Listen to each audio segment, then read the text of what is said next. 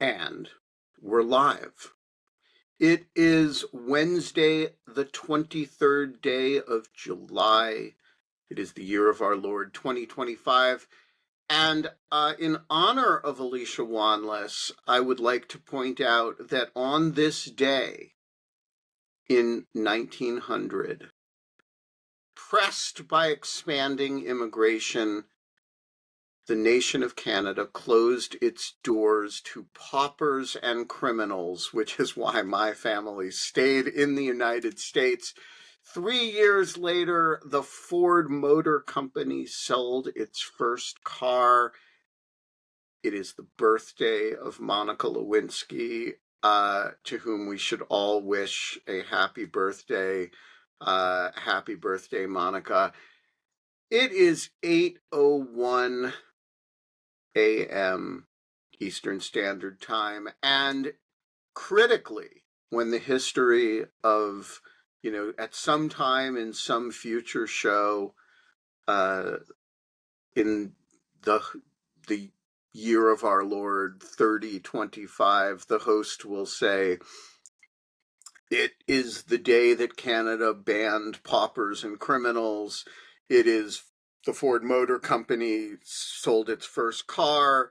It is Monica Lewinsky's birthday, and they will also say it is the day that Holly Berkley Fletcher returned to Dogshirt TV from her home in Virginia, out of Africa, and wearing the Principal's First And Kate shirt. says I look miserable. I'm not miserable, Kate. I'm just kind of dazed and confused. So She's Harsh.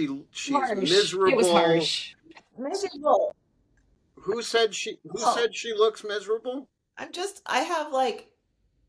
kind of dazed and confused. Yeah. I have a lot of adjustments to make to look apparently not miserable. So Well, I just want to say, Yawning. if you are the sort of person who um, would accuse Holly Berkeley Fletcher of looking miserable after she's been through Heathrow on her way back, um, you know, like I'm just telling you, Holly looks positively radiant for having done a 25-hour flight and gone through Heathrow and um and shown up for you guys. I mean, you guys. ungrateful wretches.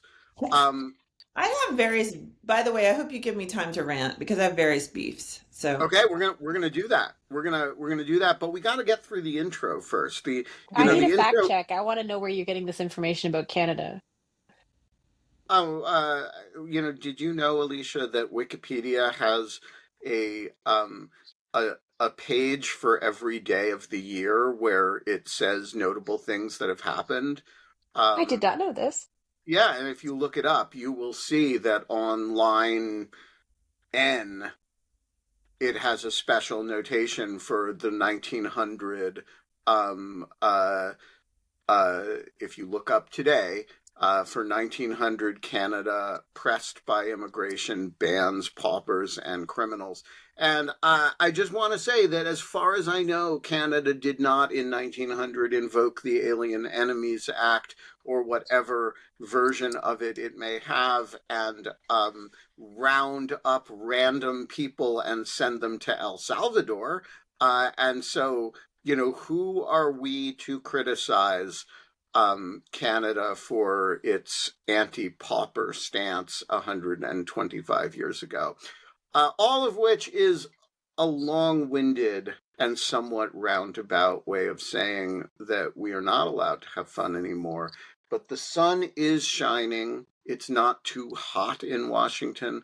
The birds are chirping. It is going to be a great freaking day. And although the cactus is upstairs and couldn't be troubled to make an appearance this morning, coming to get the cactus. Are you going to relinquish the new cactus, the fake imposter cactus, to me? do you Back to mean The me? our Lord and anti-cactus? Savior, the No, the other resurrected cactus. cactus? What have you done with the body of the real cactus? It transubstantiated. Mm. It ascended to heaven, and is amongst its kind. Um, Look, you're watching Dog Shirt TV.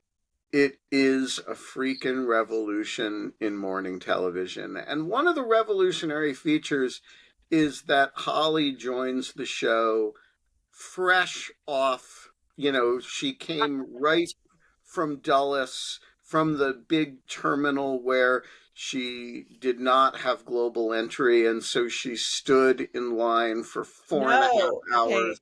I I'm just had, making stuff up here. oh, okay. Well, anyway, Um, I do have some correctives. uh, she stood in line for hours that was almost as long as the flight from Heathrow in that great hall at Dulles in order then to get through into the baggage claim area. And she retrieved her bags only to find that Customs and Border Patrol was all over her because of the leopard and and hyena and lion pelts that she was smuggling into the country. And she talked her way out of it. She beat the rap. But she is, and another one of the revolutionary features of the show, of which there are quite a number, is that I can make all this shit up about Holly. And she just sits there and takes it because she is too tired to argue with me. No, I just know it does. I know not to interrupt well, I do interrupt the intro, but I always regret it because it ruins the flow. So, And and it just makes it go on longer. all of which is to say that we're not allowed to have fun anymore.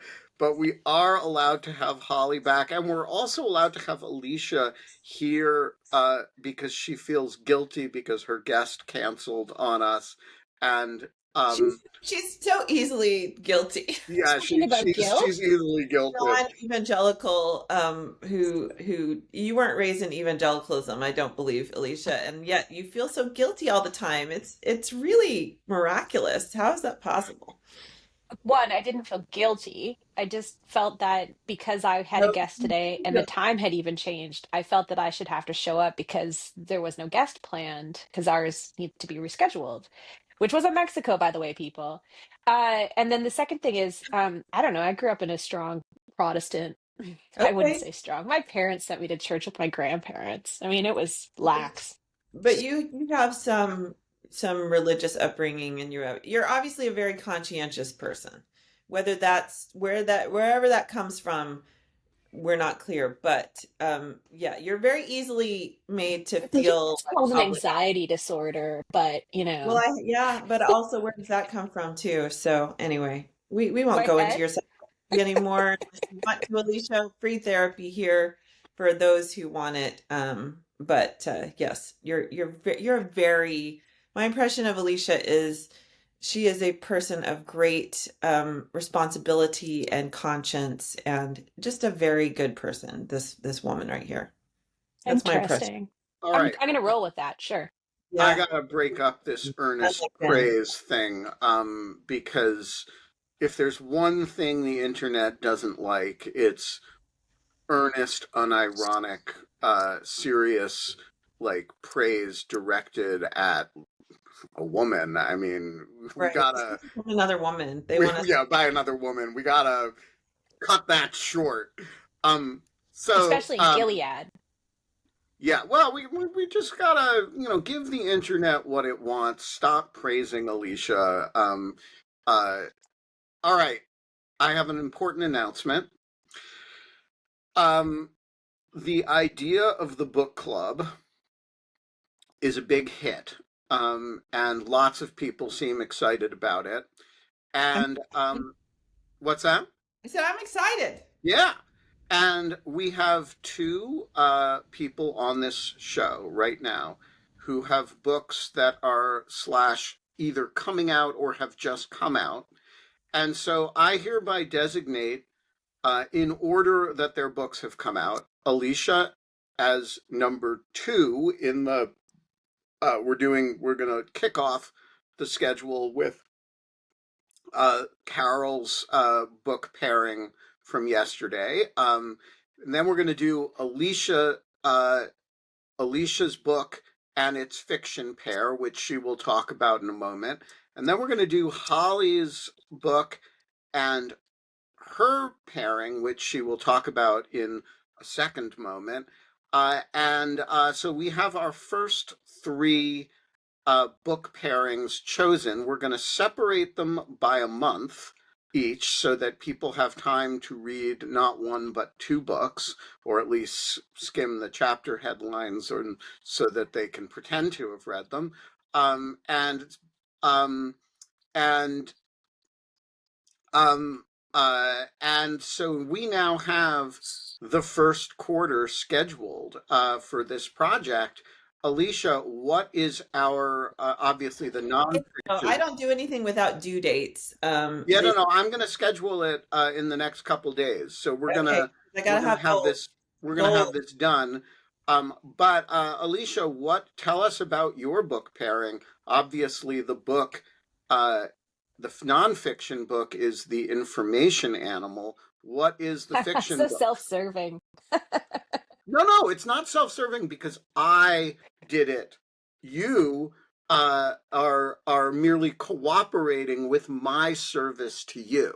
It's not self-serving. You didn't do this. I did I'm it. s- Roll with it. I don't know. Substack says I did it yesterday. I was pairing it with The Invisible Life of Addie LaRue by V.E. Schwab, um, which for reasons why I don't necessarily want to tell. I want to see if other people see what stuck in my head about this story. But it was very much present in writing and thinking about the information environment and particularly pernicious ideas that are hard to uproot. Okay. Uh, And It was Sounds Holly, Carol what Team is the is title. It your was The Invisible Life of Addie LaRue.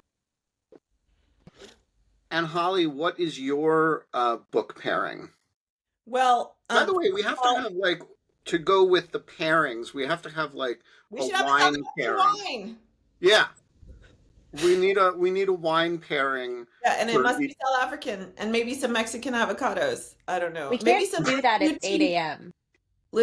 No, we're not going to do it at fabric 8 a.m. It's going to be Italian done in fabric the clothing. evening so that West Coast people can join us. Okay.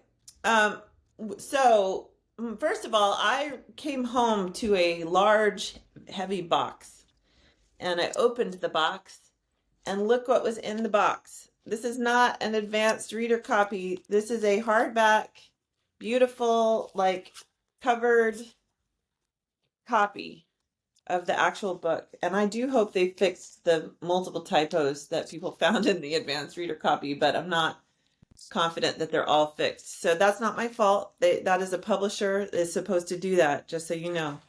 But that was exciting. So that is my book. It is the official pub date is August 19th. By the way, those of you who got various advanced reader copies or like this version for the launch team or whatever, which there's several people in this community that did that. I'm told you can submit reviews on Goodreads already. I don't think Amazon opens for reviews until the actual pub date of August 19th, but you can go ahead and put reviews on Goodreads, and there's several on there already. And please do that for me. Whether or not you read the book, just go ahead and review it because the trolls, the angry evangelicals will be coming for me, and they're going to try to ratio the reviews. So Yeah, please so do we're gonna and there will be uh the first ever involuntary politics and that. prose event. Politics and Prose doesn't know about this yet, but we're gonna have a reading at Politics and Prose, whether they like it or not. And we're gonna do it on Dog Shirt TV. I Um, think this is amazing. Um, it it's and gonna be probably it's gonna guarantee be freaking fabulous. And this will probably guarantee that my next book, whatever that may be, will also not get in a fit at And politics. then we're going to go next door to Comet Pizza to molest kids. And that is, It's we're going to such go so keeping straight. with the theme of the book. we're going to go, it's going to be like a double header. Yeah. Okay, that took a dark turn, but nonetheless. So my pairing is obvious, like it's not subtle or inventive at all. We're just gonna go with the Poisonwood Bible, which is the book that everyone asks me about when I tell them about this book. It is a phenomenal book that I haven't read in decades. It actually was probably one of the first things that sort of one of the first light bulb moments I had about my upbringing was upon reading that book. Um, then that was a long time ago. I think it came out in the late 90s, if I'm not mistaken. So I I mean, have never read it. So oh, it's I, a phenomenal book. She is one of my favorite authors, Barbara Kingsolver, of course, who recently won the Pulitzer for another phenomenal book, Demon Copperhead. She is just I just have I love her so much. So anyway, I'm gonna reread it, which I haven't read it in decades. And that's gonna be interesting for me. And it's an obvious pairing, so we're just gonna go with the obvious. all right. So we are going to get those on the calendar. There will be one in August, one in September, and one in October. And it is going to be it's going to be a jam. It's going to be I'm just telling you this right now, guys, who the vast majority of you, nobody in the Greek chorus, of course, but you know who you are, who are watching or listening to this show every week, every day, some of you, and you are not paid subscribers. You are what's technically called freeloaders. And I let you do it because I love you and I want as many people to watch this show as possible. But you're not going to be eligible for this. This is going to be a thing that is for the Greek chorus only, and we will put up some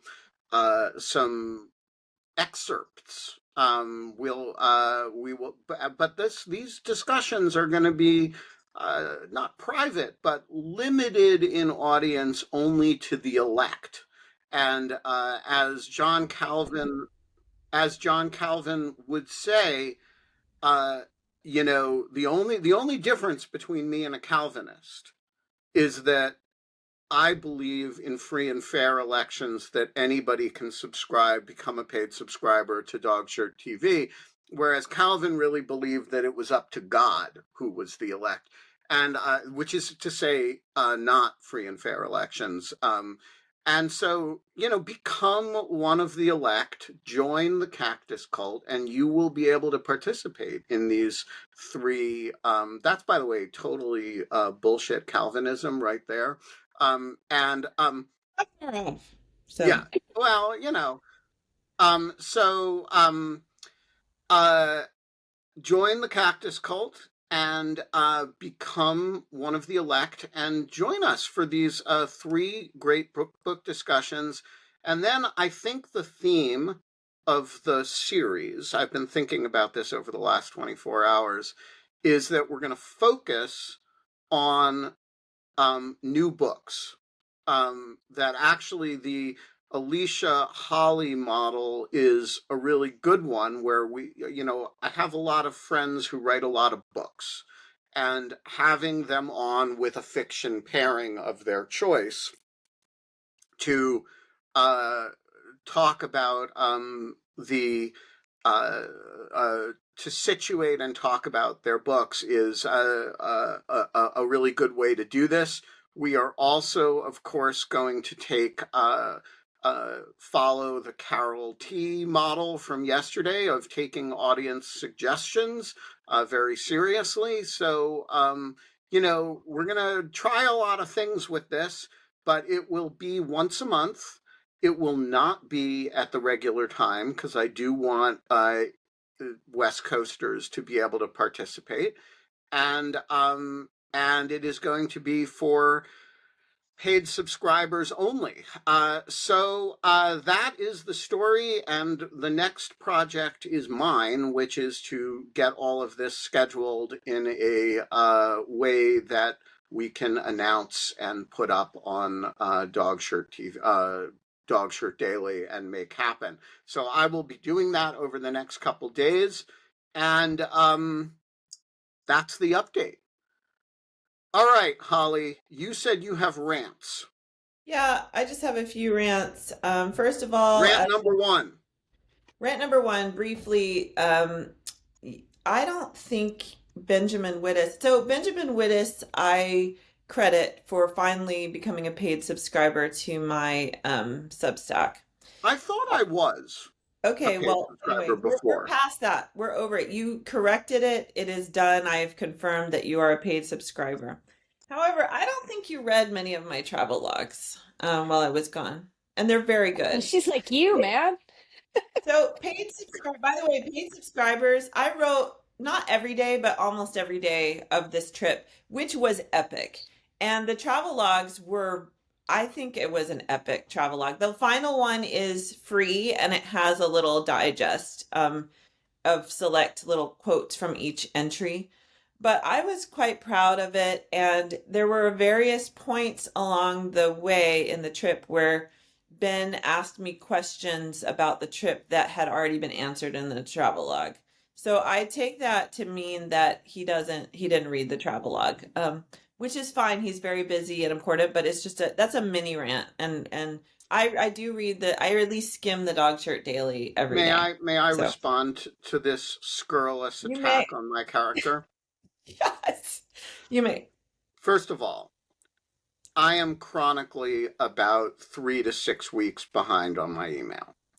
And so, I use the uh, Substack app. well, I don't. Um, and so, if to say that I am behind, if the charge is that I don't read it in a timely fashion, guilty as charged.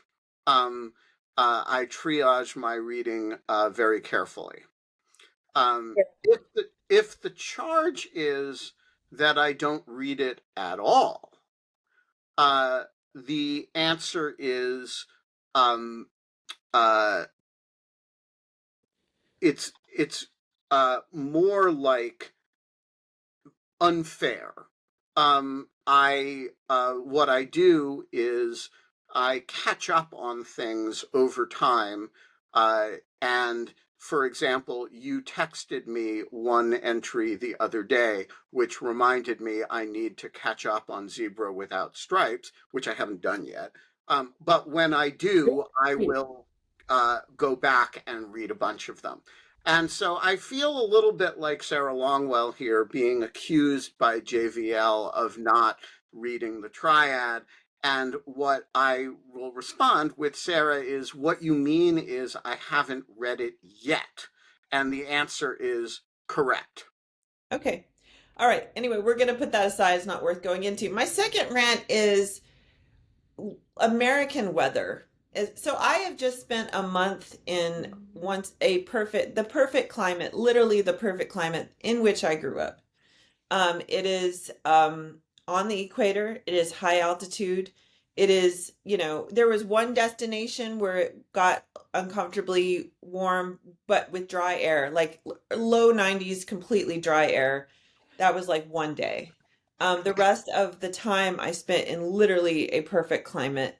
Um, and I come back here and I know it's not even that hot today, but it is a rainforest. And my yard, by the way, which my dear friend Tammy, who watched my dog while the rest of my family was gone as well, um, she weeded, and yet the yard looks like a rainforest. Everything is just like overwhelmingly humid and anyway, the United States, just objectively speaking, has the worst weather in the world, I do believe. And I hate the weather here. And I didn't grow up with this. I know that better things are available on the planet Earth. And so I hate the weather here. I know there's nothing to be done, but nonetheless, that's rant number two. Does that Joel, mean you're supportive of climate change? Because maybe the no, weather because will it's get gotten better. worse. It's just gotten worse here. We had like the rain here. It was always hot and humid, but now it is like literally like my yard is just like what? There's like a there's like a fungal creature growing in my yard from all the rain that y'all have had. And I saw some headlines too about the flooding and not just in Texas, like here. And fortunately, where my house is located, I have pretty much zero risk of flooding. But I know that's not true in other parts of this region. And so the climate change is not helping. That is clear. All right, So, we're going to go to Joel the Nudge before we get rant number 3. Hi, Joel? group. Can you hear me and everything? Oh, yeah. yes. Cool. So, since wine came up, I thought maybe I'd just pop in quick. Also, I haven't said hey in a little while, so, hey, Hey, Joel. It's so good to see you. it's good to see you guys. Welcome home, by the way.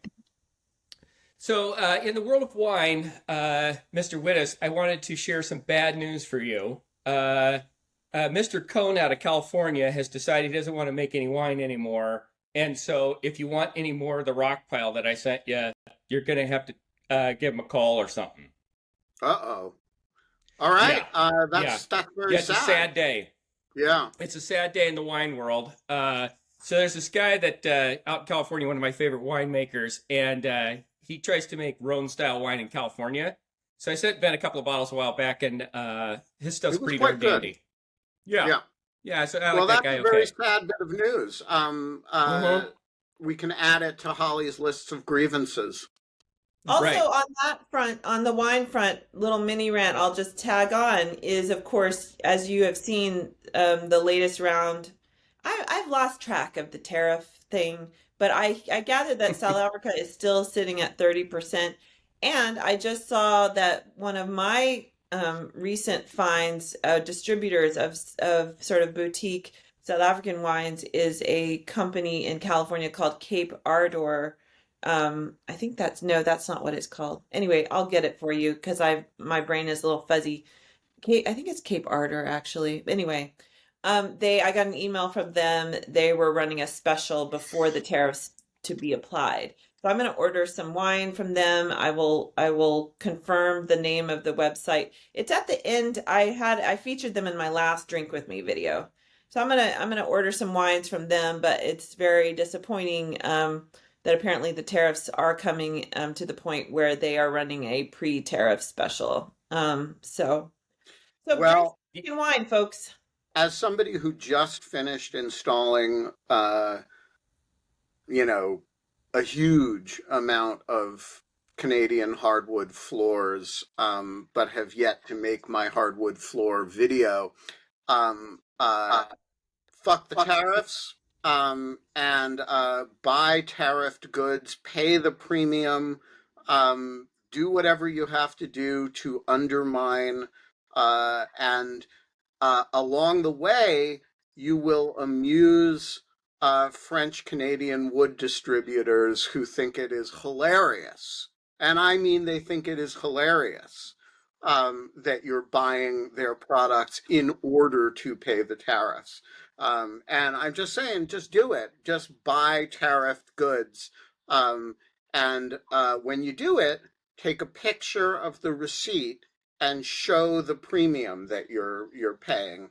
Um, uh, uh, Call it malicious compliance, but uh, get in the tariff paying, tariff exposing game. You will you will learn something about economics. You will also learn something about supply chains. It's good fun. Joel, what else is on your mind this morning? So, secondary wine-based item. With this books and wine thing coming up, I don't tend to read a ton of books. I listen to quite a few of them. But if wine is involved, I'm interested. and would be delighted to join in the conversation, especially the pairings area. That could be quite fun. Yeah. So I'd be quite interested in getting in on that. Other than that, I just thought that I'd just tune in and say, hey, the couple of wine items, and then leave you to your devices. Excellent. Well, if you want to be the official wine consultant, although we're not limiting the pairings to wines. I mean, there are some of these books that require hard liquor. Well, there's that. And The book definitely requires hard liquor Yeah. just to and so, power through it. I do think I some of them are going to be wine situations. Some of them are going to require heroin and fentanyl. I'm not sure how a heroin sommelier works, but we could try. Yeah, I I think mean, you look, might need I think, speed or coke for mine, just to get the yeah, energy I to mean, keep going. I think there's Okay. and look, let's face it, some books raise will to live issues, and you're going to have to, um, uh, we're going to have to, That's on you as a reader. yeah. So, all right, Holly, next rant. Okay, so this is my major rant. Those were just, and that is, so I go away for a month and I come back and I haven't consumed a lot of news, but I come back and it's clear that America is not fixed. And I recall telling y'all to fix it while I was gone. And I don't, maybe I didn't, maybe I told my readers that. Anyway, it's not fixed. Although I will say that the Epstein drama is a welcome development because it appears the leopards eating faces are eating the faces, and but America is not only fixed, but also I spent a month hearing stories of how America not being fixed is fucking up a lot of things in the world. And I have a couple stories on that front. Yes, Alicia. I love Why wine did like you it. think it was fixed? No, I said I was leaving for a month and I thought that I told people to fix it while I was Oh, gone you because hoped. Okay, this was a hope. no, I it is not I fixed. did have the puppy fixed. I just want you to. Okay, well, So you got we small. like I did my part. And the You cactus was gotta, fixed. yeah, you got to start small. But anyway, I there. Okay, on that front, I guess maybe I should rewind a bit because of so the Epstein thing is welcome. I gather that some of these people in Secot in El Salvador have been released or sent back to Venezuela, which I guess that's positive. There were maybe a few positive developments while I'm gone, and I guess fixing takes longer than a month, but America does still seem to be fucked up. So, um, but and I heard multiple stories of while I was gone. I have a friend who works with refugees. They run a center in Uganda, which has many refugees and a very liberal, generous refugee policy. And they told me of dozens of Congolese refugees that were all set after many years of waiting to go to the United States, that whose status was canceled, and then subsequently the 59 white South Africans were welcomed. And my friend who was involved in this area in Kampala told me about this and broke down crying. So don't appreciate that. There's also obviously many stories of people not being able to get their AIDS medication, or people aware of people that aren't able to get their AIDS medication. Yeah, so it's not great. And then of course, all of these, I hear these stories from mainly evangelical missionaries who are being supported by people here in the United States who are the ones who elected this garbage as president. And that disparity makes me very angry, and it makes me want to, yeah, just scream and yell at all the people. In fact, that's one of the major themes of my book, is this sort of celebration and idolization by the American evangelical church for over 200 years now of the missionary enterprise, and on a sort of consumer basis in which they use it as the poster child and learn absolutely nothing from it themselves. And in fact, use it to only reinforce their set mentalities and their sense of greatness, instead of allowing themselves to learn from this enterprise and what the missionaries may be learning from the enterprise, and to make that, let that make you into better people. They don't do that. And this is an example of that. And so it made me very angry. And then last thing on this note, and then I will shut up. So as you know, I think everybody in this audience is fairly sophisticated. And if you read my Substack, you had some inkling as well that Kenya is having some political turmoil, and including while I was there, which really was not a major, it did not affect us. I wouldn't say at all, but it did not affect us greatly. And I felt safe, the whole time we were there but I do have concerns for tourism going forward, if things continue to go the way they have been, and if things progress down a sort of a situation of political instability. That's not good for tourism in Kenya, which I depend on and benefit from. And then I have many friends who work in this capacity, and their livelihoods are potentially threatened as well. But so as I talk to Kenyans about their situation, I would be like, yeah, these protests are not good for tourism, and it's not. And then several of them said to me, yeah, but we see the protests in America, and like the January 6th, and yet they basically said, like, yeah, it's really not that bad. It's like January 6th, and people didn't stop going to America. It's like, yeah, this is a point. This is a good point. And so the conclusion of my rant is the privilege of having really, I think, serious political instability in this country, to the point where I would not recommend. We're protected by being the reserve currency of political instability. We are, and just by being, most of us have the money and resources to, including many Trump supporters, to shield ourselves from the consequences of our collective actions as voters. And Kenyans do not have that luxury.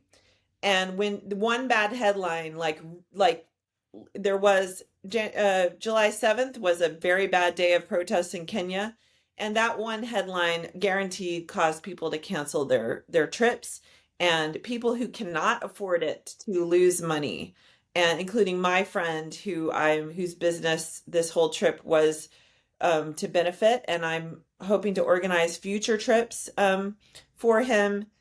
And he cannot afford this. His profit margin is very, very small. I've been to his house. It's very modest. He's better off than many Kenyans, but he cannot afford that. And yet we can just wallow in self-made, self-inflicted political instability, and endanger the whole world with it, actually, and causing ripple effects throughout the whole world. The lesson: stop protesting, people. Don't protest Trump administration policy. Stand down. You're hurting Holly's friends. No, I'm saying stop voting for people who basically destroy democracy here and around the world, and think that, like, oh, like, I'm just bored, so I'm going to vote for a sociopathic autocrat and just see what happens. That's a level of luxury and decadence that most of the world does not have. And it makes me incredibly angry. The contrast is stark, and it makes me incredibly Holly's angry people. Yes. And so, yeah. And what also, last little conclusion of the rant, and I do am grateful and for your indulgence. Um, one of my friends, my one of my dearest friends who I've known since I was like little bitty, who is not pro-Trump at all. Like he's very anti-Trump, an American. Um, he um he basically, we had a conversation in which he said that he tried to make the case to me that I was too harsh in some of my statements directed towards Trump voting friends and loved ones of ours, and that he thought that I was forfeiting any influence to possibly sway them, and basically, he didn't say this, but I'm reading it. Basically, not demonstrating Christian love by basically telling them in no uncertain terms that they're supporting an evil fascist movement, and they should feel bad about that. And I do see his point, but at the same time, like, I'm sorry if you. And I told him, I'm like, it doesn't take a rocket scientist. It doesn't take someone terrible. There was a coup on national television, and people thought it was okay to re-elect the coup leader, and I have zero patience for that. I have zero patience for that. I have zero respect. I have zero grace for that. I don't think people who have done that are capable of being influenced, and therefore all I have left for those people, whether it's right or wrong or effective or not, and you can agree with him or you can or cannot, but all I have for them is, you should be ashamed. You should feel condemned. You are supporting an evil movement that is destroying, causing destruction here and around the world. And I have no grace for you. And I'm sorry if that is not Christian, if that's not effective, if that's not loving. You should feel terrible about yourself, and you should look in the mirror. And I'm pretty much done coddling you. And if you don't like what I'm saying, you can go not be my friend, because I have a lot of friends and I don't need you. And so just go away. And that's how I feel. Antti Ruokonen, the floor is Hello. yours. Uh, so, first off, Holly, very much welcome back from your grand tour. Thank you. Good to see you, Auntie. Thank you. So, I just learned yesterday from a book that there was apparently some sort of mass eviction of or deportation of Mexicans during the Herbert Hoover administration in the early 30s. And I've not heard about this previously, and I haven't heard it in any of the stories covering the current, I don't know what to call it, like disaster, maybe? The late unpleasantness. Yeah, yeah. So, do you think there are any parallels to what happened in the early 30s to what's going on right now? That's my question. So the historical example I know a bit more about is during the Eisenhower administration, which was this was its formal name. It was called Operation Wetback, and it involved a very large scale deportation of Mexicans, and I I I was aware that there have been a number of predecessors, uh, and I, look, the difference is, and it's a big difference, um, that the first of all, the technology deployed, the forces deployed are on a completely different scale. Um, Secondly, in at least, Operation Wetback was mostly limited to Southern California. It was a um, uh, it was a I mean, these were horrible things, but they were relatively geographically limited, um, and that was a function partly just of the density of most Mexican immigrants at that time, at least, came in order to for seasonal agriculture, and there was, which is still a big thing, but um, and so you don't have the degree of interior enforcement that's going on all over the country right now. It was a very geographically uh, condensed, and of course, the early 30s were a period of uh, ferocious labor competition because it was the Depression. So, is it a example of, in American immigration history, there is this uh, pendulum swing, which actually Canada has too, between periods of just immense absorption and periods of reaction, often quite racist. And, the early 30s period immediately follows the early 20s period, which is when we um, cut off most immigration from southern and Eastern Europe, and so 1924 is the key year there. Before that, the borders were quite open, and so think of 1924 to the early 30s as this period of real immigration restrictionism, which goes on, by the way, right through the war.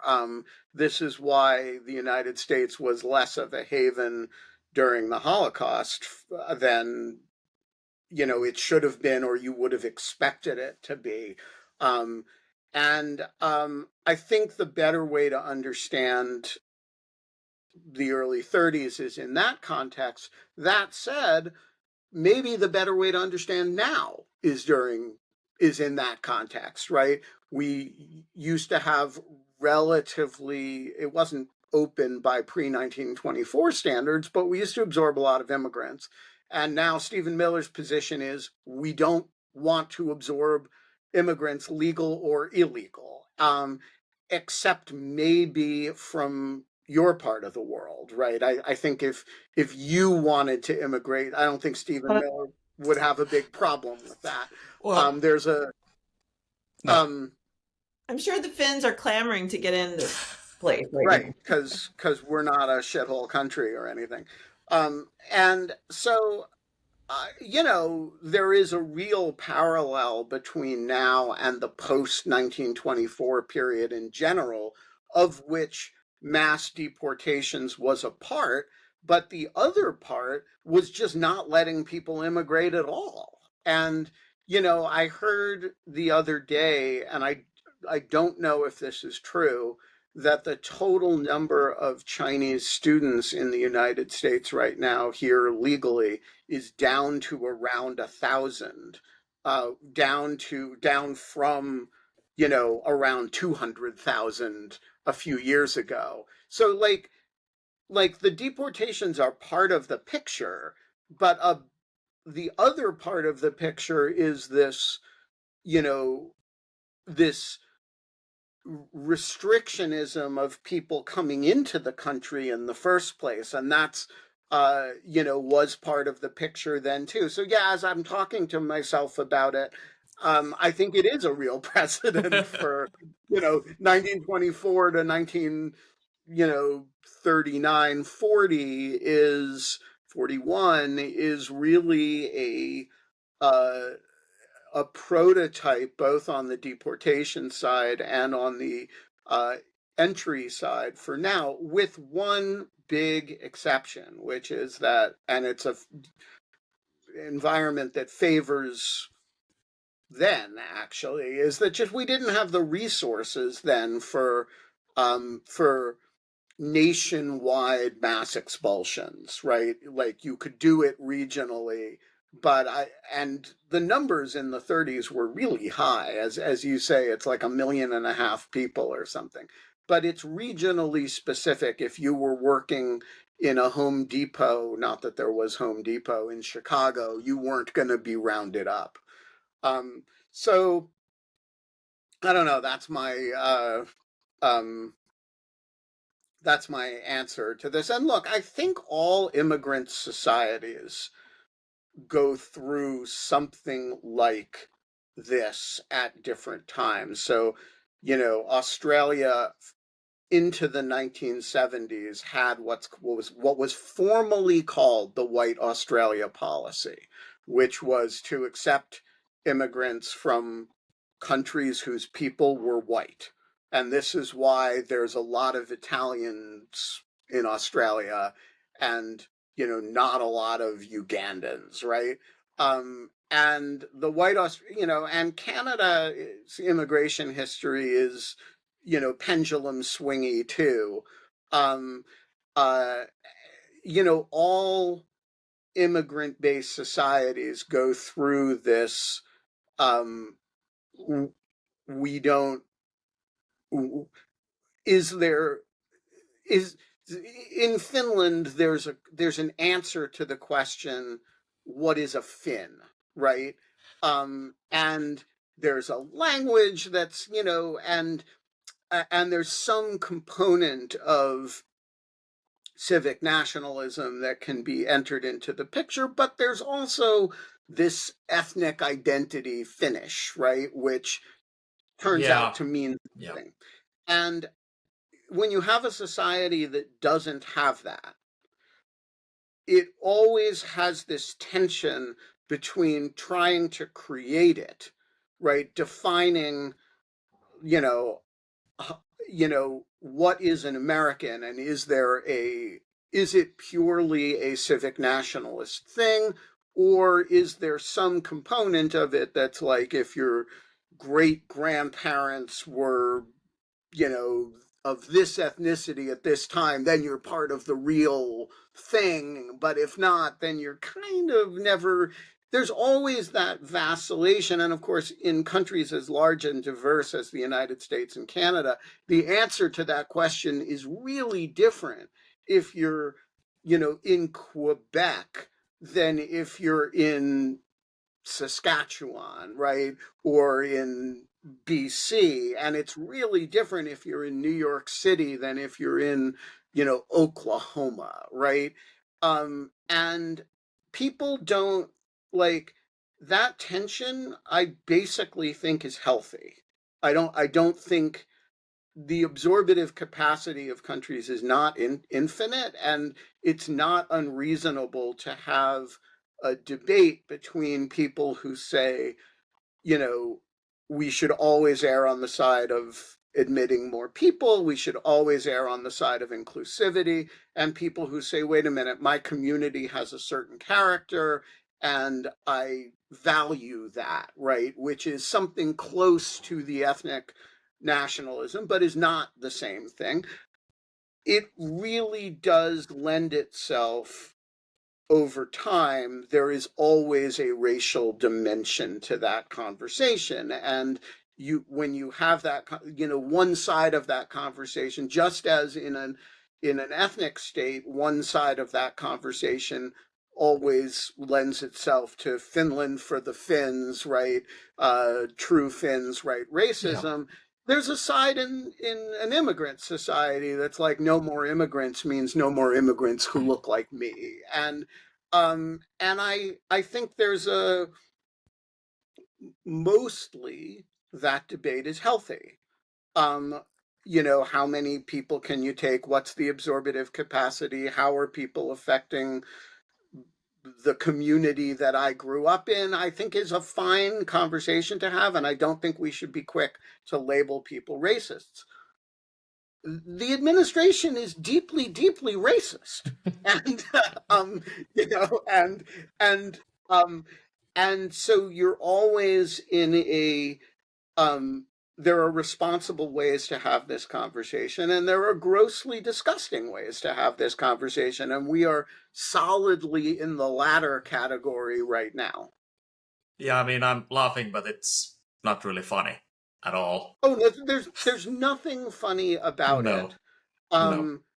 except that if you don't laugh at the situation, you're part of the situation. And I do Yeah, think we all have an obligation to make fun of these people.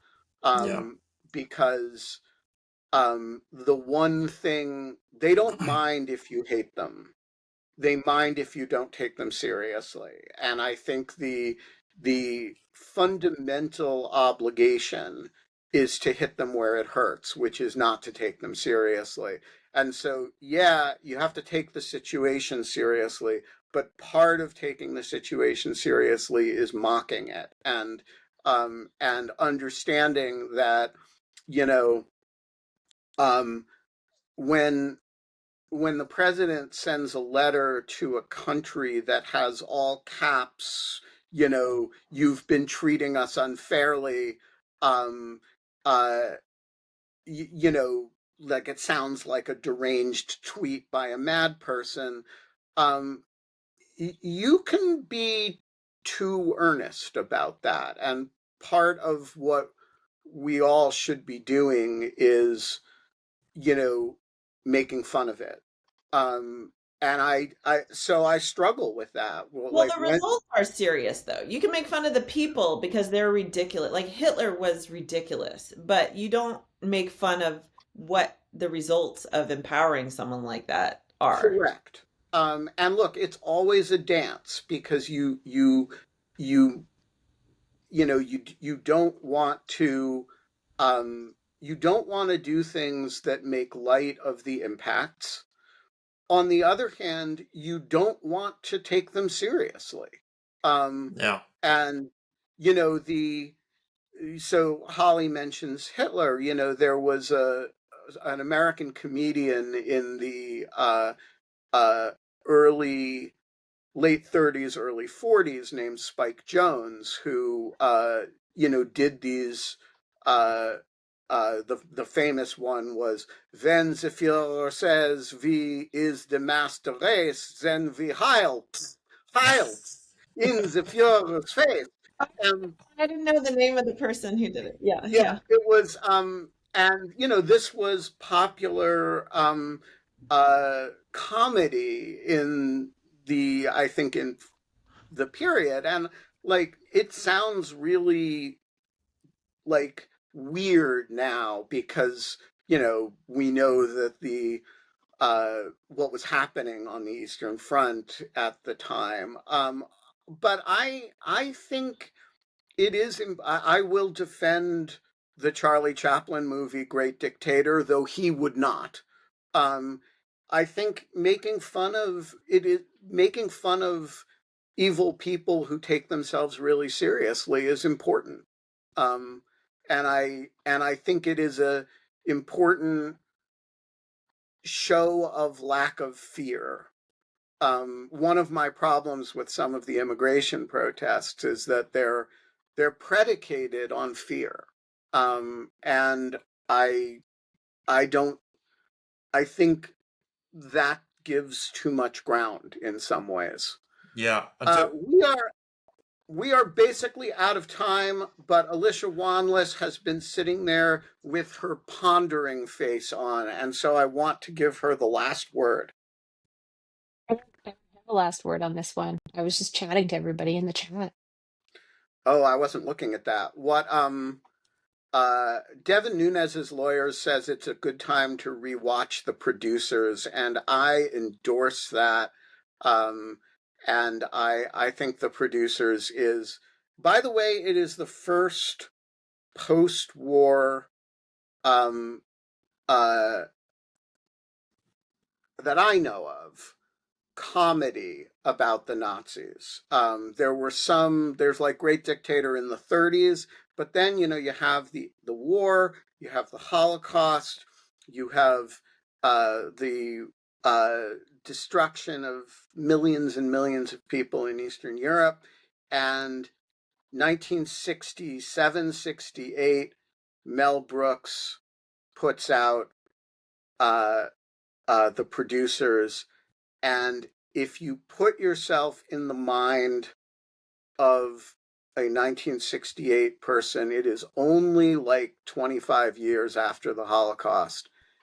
It is a genuinely shocking movie. And I love that.